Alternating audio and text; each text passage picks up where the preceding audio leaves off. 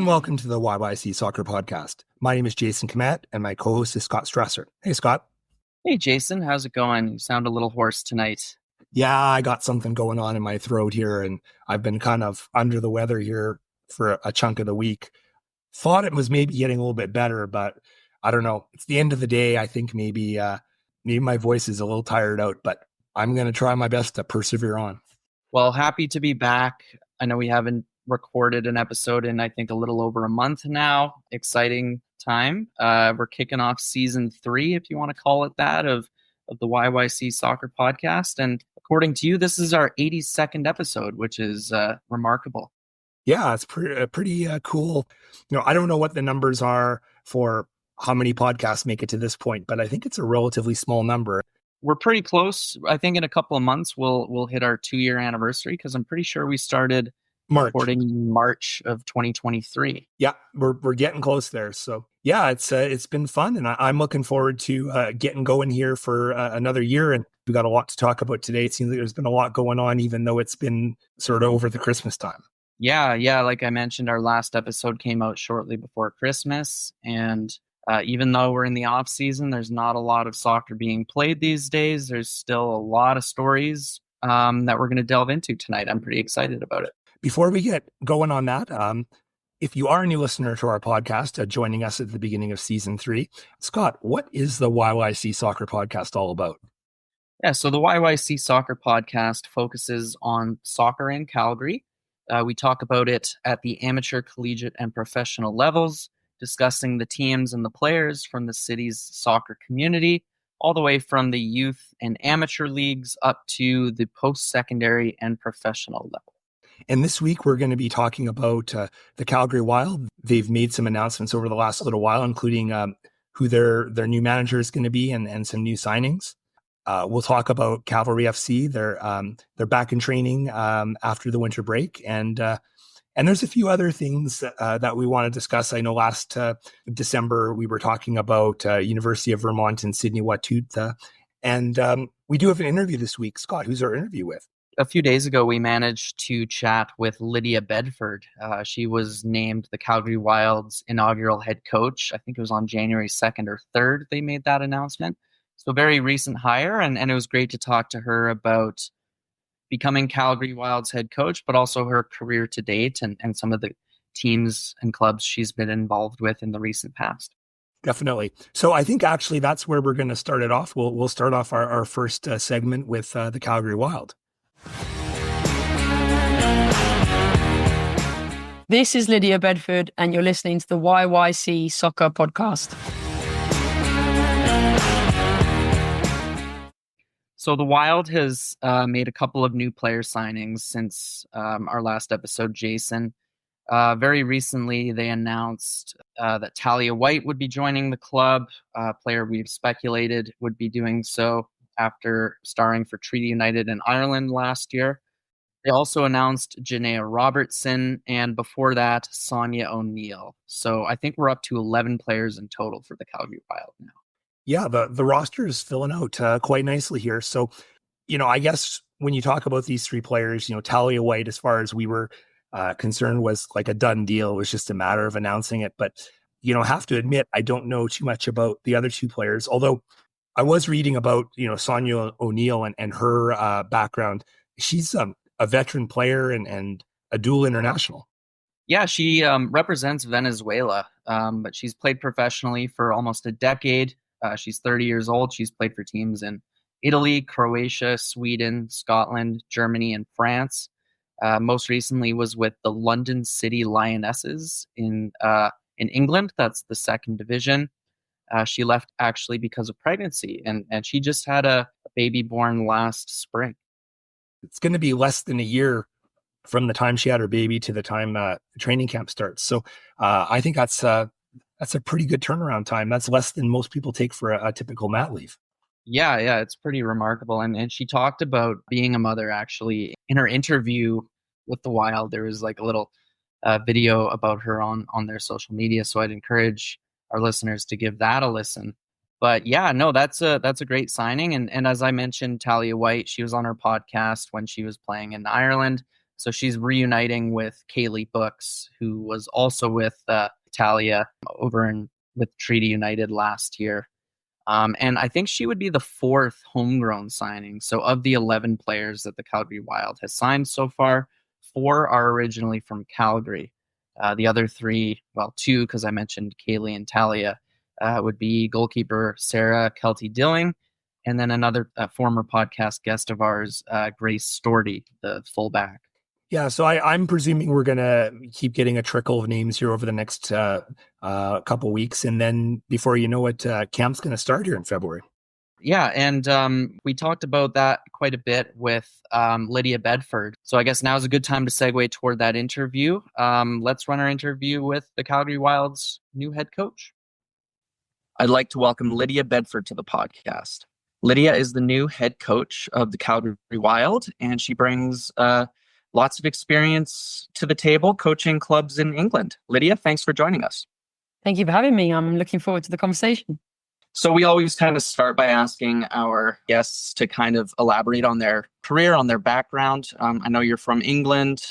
You've coached a lot of different clubs in England, recently with Brentford, but I know you were also with Arsenal and Leicester City before. So can you kind of talk about your career to date and how it's come to be that you've landed in Calgary?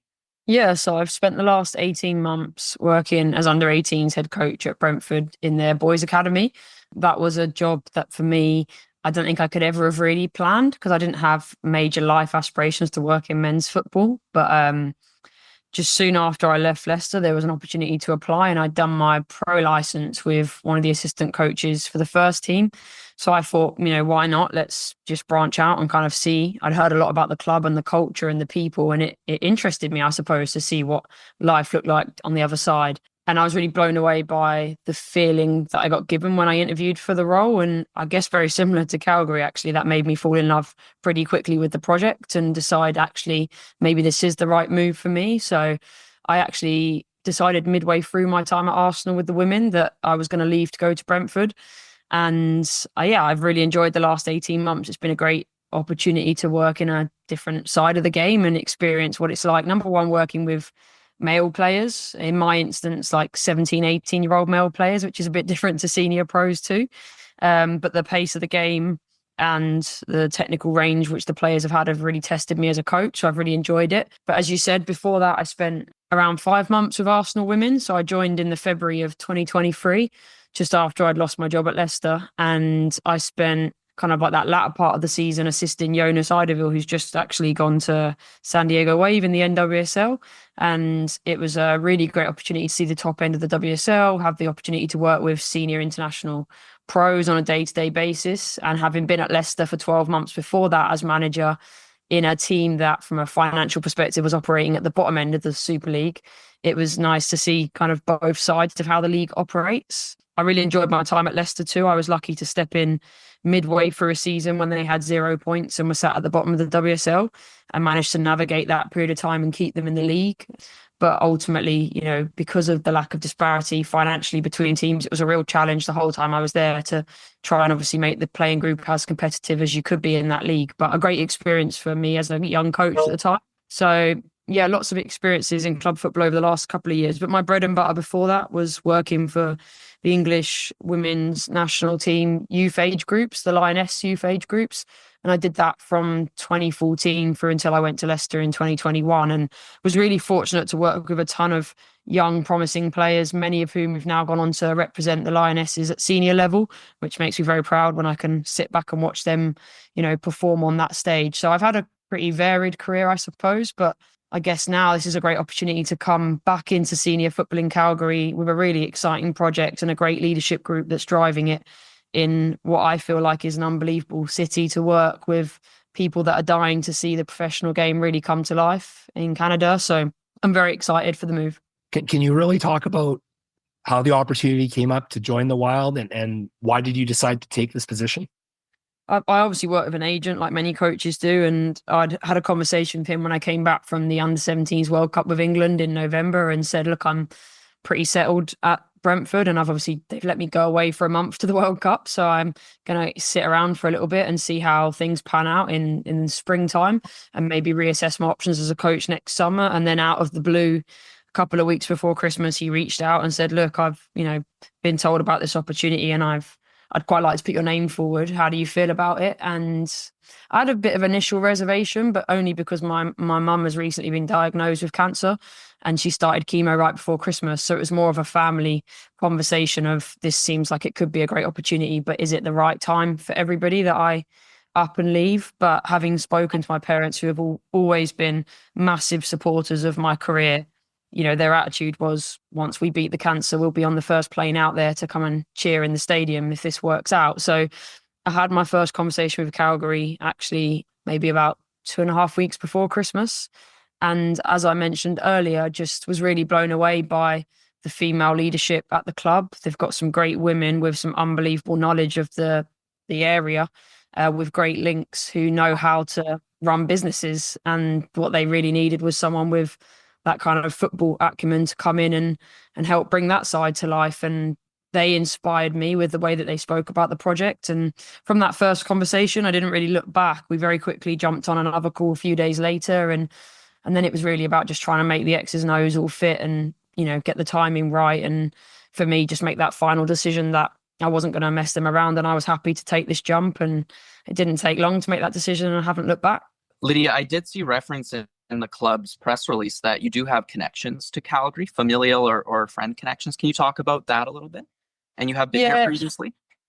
So the actual connection to Calgary's a tiny bit tentative, and it's very difficult to explain. So my sister's husband, so I've got one sister, so she's married, and he has a brother who is married to a lady who was from Calgary. So they've lived in Calgary for a few years. Her parents are still in Calgary now, and they're actually not related to me moving, but over Christmas they've just moved 4 hours south of you guys. So unfortunately, as I arrive, Ben and Alana have just moved 4 hours south to a town that begins with C. Can't think off the top of my head what it's called, but they've still got obviously their parents living in the area. So there's a few connections there. But I think the probably bigger one for me is that I was really lucky as a teenager. I think my first time I visited Canada, I was 11 or 12. And my dad's a church pastor, and he had some friends through the church whose parents owned a property on Lake Ontario. So we were really lucky to fly over and use the property in the summer and spend loads of time on the lake. And as a quite outdoorsy child, I fell in love with the nature and, the experience of being in Canada. And we went back 3 times as a teenager. Like, we would take family holidays there. So we traveled and did like Montreal, Quebec, Toronto. My parents actually got engaged at Niagara Falls many, many years ago.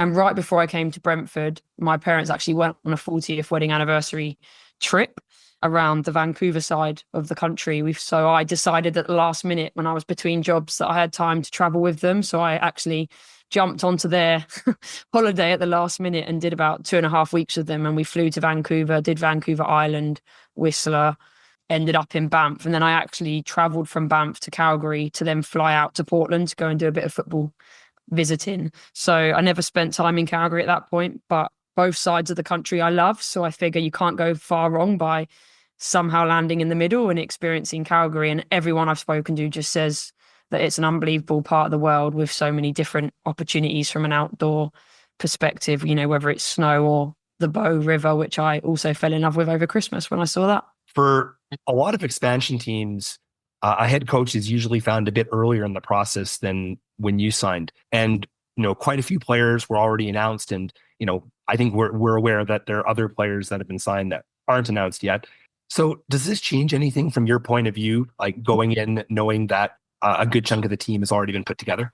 No, I don't think so. I think in most situations as a manager, you go into an established team. Like, very rarely do you get to really influence the team until maybe a couple of years into your tenure, depending on contract length. So I wasn't really fazed by that. I think in the early conversations I had, Alex, who's the sporting director, was part of those chats. And one of the first questions that she asked me was about my style of play. And I remember giving a bit of a description of what it was, and then her smiling and saying, like, thank goodness, because that's what I'm recruiting for. So we're on a good line here. And I think actually that was one of the selling points for me. Like, Alex's experience as an agent is awfully powerful to us. You know, she already had a good grasp of the players that could be eligible to come and play in the league based on nationality and other players. So I think if you're going to have a sporting director driving recruitment and it's someone who already knows the landscape, then you're trusting that they've done, you know, the right research and brought those players in. So I've enjoyed collaborating with her since kind of just before Christmas. Once I kind of verbally agreed, we've been kind of chipping away at it together, I suppose, but we're often bouncing ideas and both looking at players. And yeah, I'm really enjoying that partnership. So hopefully we're gradually making progress behind the scenes. Now, you alluded to Alex being relieved by your preferred playing style or your philosophy. Can you tell us exactly how you plan to approach the coaching side in terms of like what the Wild's playing style will probably be like? Yeah, definitely. I think the thing I keep saying is that it's going to have to evolve for a few reasons. One, because, you know, right now the access we've got to players is through Y-Scout and obviously seeing them in their own environments previously where they might have been asked to play a certain way. So we've got an idea of what we think they're capable of. And I think once we get them in the building and we start working with them, it's clearly going to have, you know, little bits of change. But I think from the perspective of the style of football we would like to see, we know that it's really important that we're attracting people to come and watch. So it needs to be something which is enjoyable to the eye. Equally, it needs to be functional because we've got to try and win games of football as quickly as we can. And I keep saying that I hope that fans that come out and watch, say, game 1 to 5, can look back at games 20 to 25 and think, actually, there's been some real evolution as the season's gone on. So whilst I'll give you an answer to it, I hope it changes. And I think if you're going to play everyone 5 times, it has to change because that's unique in itself, right? You can't expect to, you know, go into the first game against Vancouver and win that play in one way. And then you turn up to the next 4 games and expect that it's all going to be exactly the same. So I think one of my strengths as a coach is tactical flexibility and thinking about, you know, how we might change our press or adapt things in terms of how we're playing based on who the opposition is. That's how my brain works. It's quite analytical.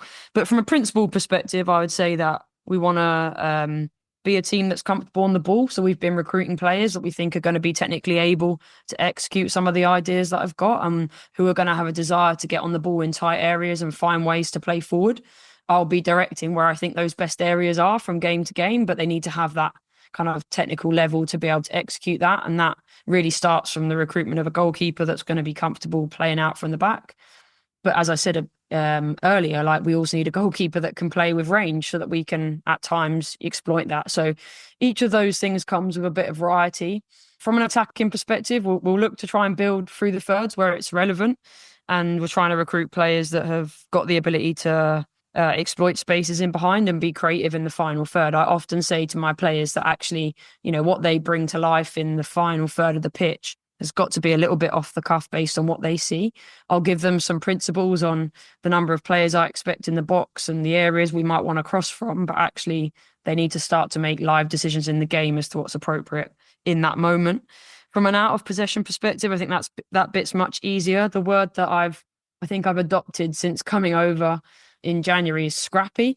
And I like that word because I've heard Lara Murphy, the CEO, use it a number of times when she describes how we're going to operate as a staff group and as a team setting up. And I think that could be something we really harness with our players. So from my perspective as a coach, I'm an organised coach. So we'll be organised without the ball and we'll look to press and be aggressive in the right moments when we can. If that's from a dead ball and it's super aggressive versus if that's with a clear pressing line and waiting for an engagement moment, then we'll have both strategies ready to go. I'm trying to recruit players that physically have the ability to do that. And a little bit, like I said, maybe it might take us time to physically be able to do it for as long as we might want to in games, but we'll start the season with some snippets of that and hopefully we'll develop the players across the season to become more and more capable. And then the final thing really is I'd love to see us dominate from set pieces. So I'm looking to build some good time into the program where we can spend the amount of time that's required to make that a strength, both in and out of possession, and really challenge the players around that. One thing about this league is that, you know, there have not been any matches yet. So what are kind of your expectations regarding, you know, level of play, you know, and where you think it's going to fall like into the global world of football? You know, obviously you've got lots of experience with English football, but what's kind of your expectations and sort of how have you been able to base those so far? Yeah, I think with this project, you've got to look at the longer term aspirations of where we want to go. So I spoke before Christmas when I was thinking about the role with Diane Matheson. She spoke about it, wanting it to be a league that competes with the top 5 leagues across the world. So when you look at it like that, that's a really tall aspiration. I think where we are right now is in a unique starting point to that, where I think it will probably take us 12 months for people that maybe don't have that risk mindset to think, actually, I want to come and gamble and try this league in League One. In season 1, I think by season 2, you'll start to see an influx of players that maybe recognize where the league's at and move across based on that. So I would say that when I look at it from an English perspective, I see it as positioning itself between the WSL and the Women's Championship. And that's how I'd sell it when I'm talking about salaries and the types of players we'll be trying to recruit. And I think that's a good place for the league to start. And if it can grow from there over the next couple of years, then I've got no doubt that over time it will compete, because ultimately the Canadian women's national team has always been successful. And therefore, we've got the players. It's just about enticing them back to the country to come and play here. And I think you'll see that gradually over time. And the interesting thing is, with the designated spot that each team can have, I imagine over time you'd see that start to get used on Canadian internationals who you're trying to bring back into the league. So I think it'll be a trickling point, and I suppose it's going to develop over time, but that's the trajectory that I see it going on. When will preseason start? I think I saw reference to February, which is fast approaching. And will the Wild's preseason primarily be held in Calgary, or will the team be traveling somewhere maybe a bit warmer? It'd be nice, wouldn't it? So we're planning on players moving into Calgary in and around the 1st of February. I think the Monday is the 3rd. So I think that's like the first point where we'll start asking them to filter into the building. But obviously, with everybody, you've got to have a little bit of difference around what works for them from a timescale perspective. But that's what we're aiming for. I plan to fly out at a similar time and be ready to go. I think in terms of where preseason is located, the majority of it will be in Calgary. I know Alex has had conversations with another NSL club around collaborating for a little tour, which would be maybe on like week 6 or 7 of our preseason. It's an awfully long preseason if you think 1st of February through to maybe the 16th or 19th of April. Like, that's close to 10, I think it's 10, 11 weeks. But we're really mindful that we're managing a great deal of difference in terms of the players that we're absorbing in this moment. You know, we'll absorb some players that are in the middle of playing and they're in season. We'll absorb some that have maybe only been not playing since November, December time. And we'll have some that might even have been away from the game for a little bit longer. So it's massively important to me as manager that we manage that correctly, and that we use our medical and physical department to make sure that we minimize injury risk and that we get the loading right. Because if we don't, that could really scupper us for the performance at the start. So we've also got 2 international breaks in that 10-week pre-season. So you then start to work out, okay, you might lose a handful of players twice. Actually, you've got some quite strong windows in that to really build the culture and the playing style that we'll target. And maybe some other times we'll go a little bit off the players to give them a bit more time and freedom. So yeah, it's a melting pot of lots of different things, but predominantly we'll base ourselves in Calgary, and between the foothills. I've lost off my top of my head what it's called now. Macron Performance Centre. Thank you. And we've also got a link with the Canadian Sports Institute and some of the guys over there. So we're hoping to utilise some of their sports science and medicine facilities for our testing and our introduction of players too. So yeah, looking forward to both. Because the team has a lot of international players, not necessarily Canadians, but, you know, Venezuela and other countries as well. Is the league going to take time off during the international windows? Like, are we going to see a break of, you know, a week or a bit more than a week every time there's a window? My understanding is yes, but I haven't seen it written down as like a formal rule. I've asked Alex about it a few times, because to some extent, if they don't, then it would really impact your recruitment decisions, because you could end up having to play. I mean, traditionally, the NWSL was played through those windows, and obviously there's been times where they've had to recruit additional players as a result. So my understanding is that the league is trying to support that. But as you know, yet the fixtures haven't been sent out. So it'll be interesting to see when that does come through, what kind of impact it could have across the season. And if it does, we'll have to flex, and that's where the strength and depth of your group comes in. But yeah, my understanding is that's the aspiration. What do you think the Wild would need to do to consider this first season a success? Like, is it a championship, or is it being in the running for a championship? Is it growing the reputation of the team and growing attendance throughout the year? What would you see as a successful inaugural season? Yeah, I think it's a bit of all of those things. I think, first of all, growing the fan base and seeing that progress across the season and people wanting to come back probably shows you that we're doing something right on the pitch. And we're definitely doing something right in terms of fan engagement and community engagement, which is really important to the leadership team. So that's a big part of, how we set up our game day, and for the players, how they interact with the fans on those moments. That's going to be key. I think success on the pitch will be seeing consistent progression. I'm a very performance mindset coach. That didn't sound very good English, but what I mean by that is that obviously the result is the most important thing. But I think when you fixate too much on the result, then sometimes you actually lose sight of how well you're playing. And more often than not, if you perform well on the pitch, the result tends to take care of itself. So, my team talks, how I prepare the team, what we talk about at half times will be our performance. Because when we take care of that, 9 times out of 10, everything else will fall into place. So I want to see progression in our performances. If I set the players targets around how we're playing, or if we're crossing how many players I want in the box, then I'm going to be constantly coming back to those things and saying, look, are we seeing consistent progress in our data? Are we seeing consistent progress in how we play? And then if we are, then I'm not going to lose sleep too much in season 1 over the exact results, but I want to be competing in every game. And like anyone involved in football, I want to win more than we lose. And I would love to be towards the top end of that table. But I think there's so many things outside of that could be judged as success in our first year. So it's a balance of, all of those things. I'd also like players to turn around at the end of year 1 of this project and say, actually, I had an unbelievable experience playing for this club. I got coached well, I was treated well, and this is a great environment to come and play in. Because if I get that right, then my recruitment will be easy next Christmas when it's needed. Because, players talk, and the environment and the way that you interact with them every day is super important. So that's also something that's really important to me. And I think if we can't come to work and have a smile on our face and enjoy what we're doing, then, why turn up and do it? So hopefully we can build that culture, and we can become the club that's the players' choice to come and compete in across Canada. And that would put us in a good position. Do you have a message that you like to give the fans right now as you embark on this new season?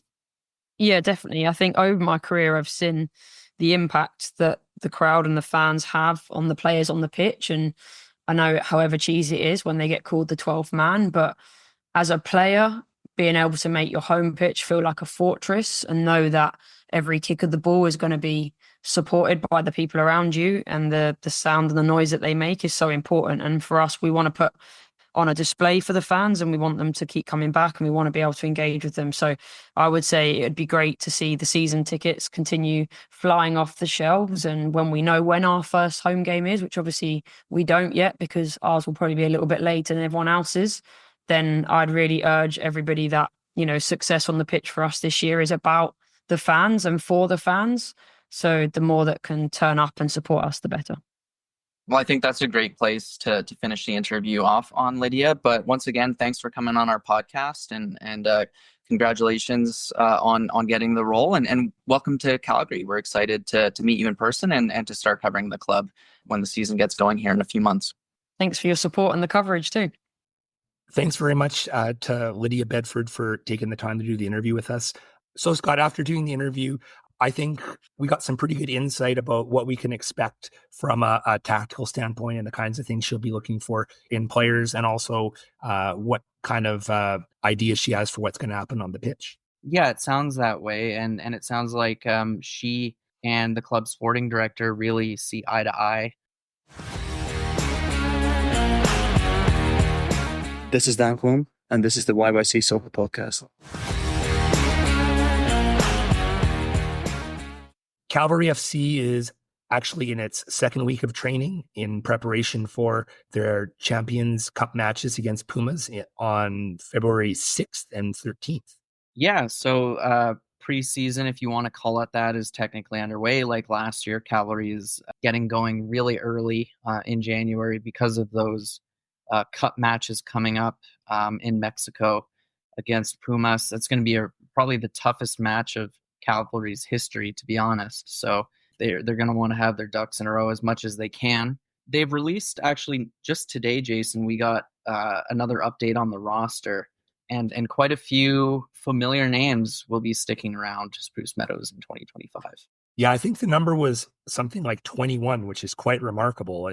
But I think probably the first name we want to talk about is Jay Herdman. I think after his very successful loan spell, he's decided to join the club on a full-time basis. Yeah, Jay Herdman's a player we talked about quite a bit last fall after he joined toward the tail end of the regular season from Vancouver Whitecaps too.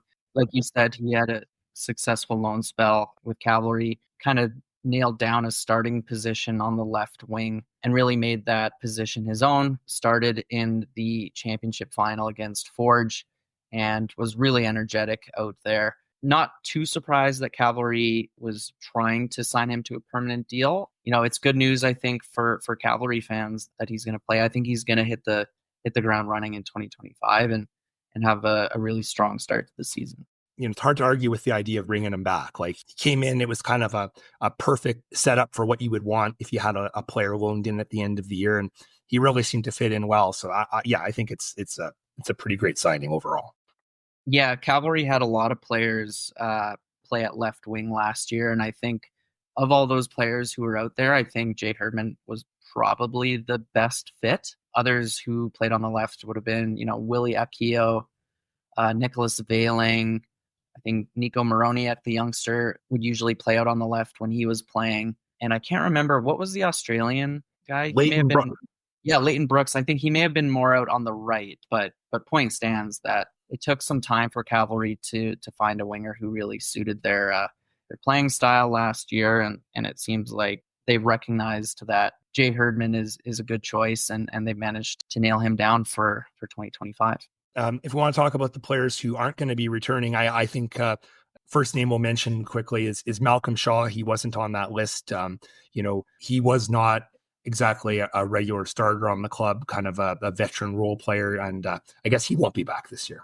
No, I think he scored 2 goals, one in the league and one in the Canadian Championship last year.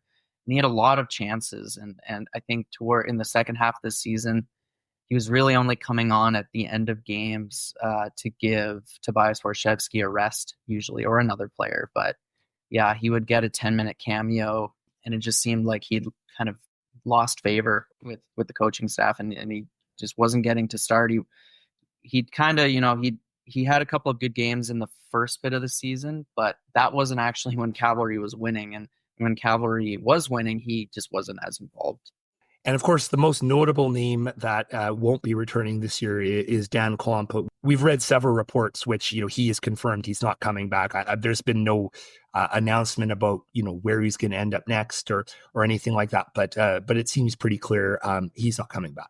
Yeah, he's currently training in the Netherlands with his old club, NAC Breda. And you're right, it seemed kind of inevitable that Klomp would leave. I actually thought he would leave after the 2023 season.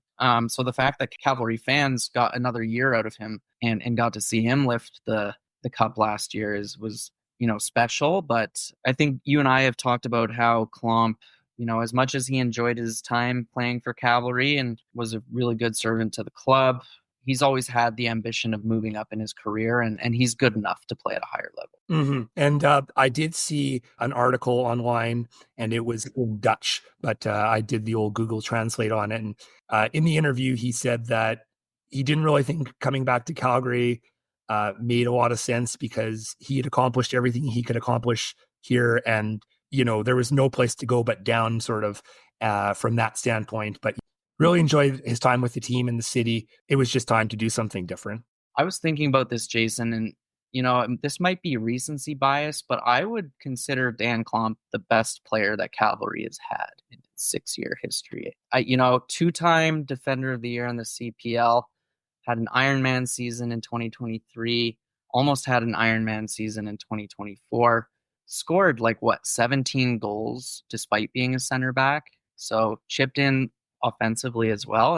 And I don't even know how many blocks he got, how many goals, would-be goals he defended, and how many points he single-handedly earned Cavalry throughout his, I think it was 3 or 4 seasons here. But, he's, for a club that is only 6 years old, he's arguably the club legend so far, or one of them. I would agree.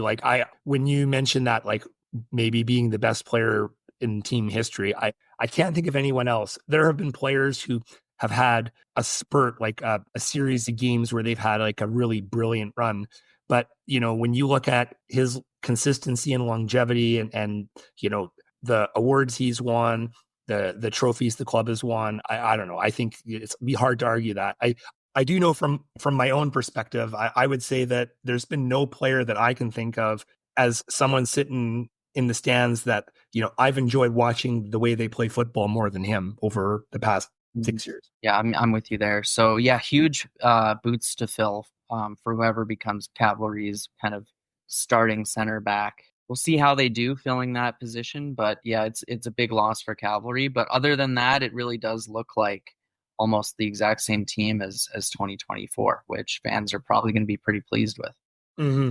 What's next for Cavalry? The plan right now was to go to Southern California and play 3 friendlies. They were supposed to play LAFC, Columbus Crew, who is going to be down there, I guess, training, and also San Diego State University. But that was sort of all arranged before the fires kind of took over in Los Angeles. So I'm guessing that this is a little bit in flux right now, whether it's going to happen or not. Mm-hmm. Yeah, that was from Tommy Wilden Jr.'s interview with AFTN last week. So that's a good interview, by the way, if anyone wants to listen to it. But yeah, I haven't heard if Cavalry is still doing this or not, but they're going to need to play some friendlies if they're going to Mexico in a month or less. They're going to be playing a pretty tough team, and they're going to want to have some games under their belt before they go there.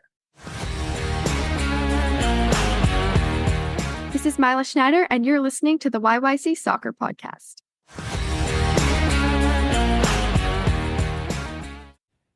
So, Jason, just a few more topics we want to go over before wrapping up this episode. You and I talked a lot about the University of Vermont Catamounts and their run through the NCAA playoffs. Seemed like a Hollywood story. And every week I felt like, okay, they're playing another team that's ranked higher than them. They have a huge road trip ahead of them. The run is finally coming to an end here.